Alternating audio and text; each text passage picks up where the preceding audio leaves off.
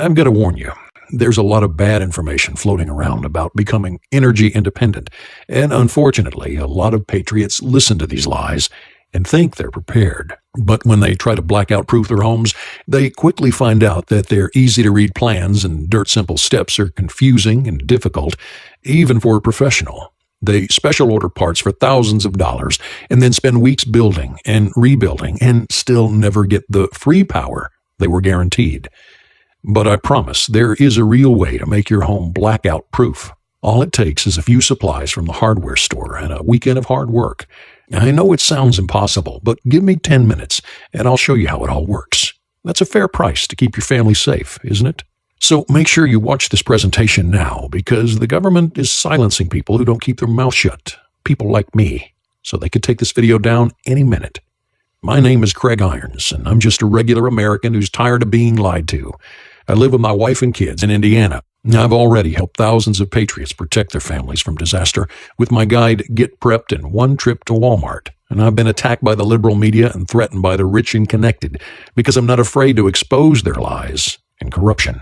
You're probably a lot like me, sick and tired of big government and corporations taking away our rights one by one, giving themselves even more power over us, and all the while claiming that they're stealing our liberty because they know what's best.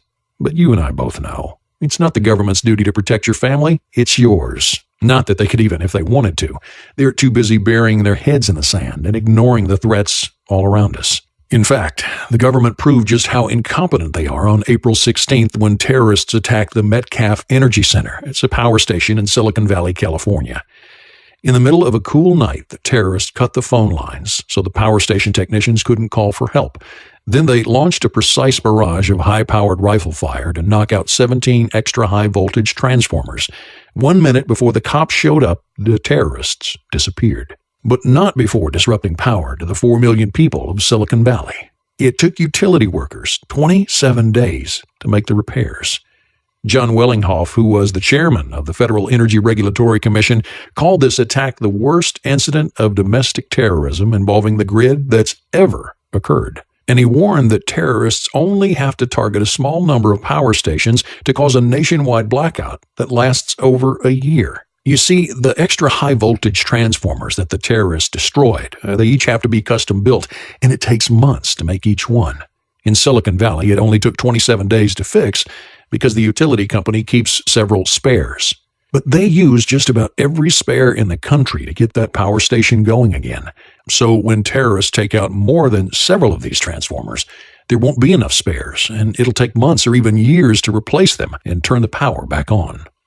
It doesn't take a genius to see that the Silicon Valley attack was practice. Now that the terrorists have proved how vulnerable the power stations are, it's only a matter of time before they launch an attack.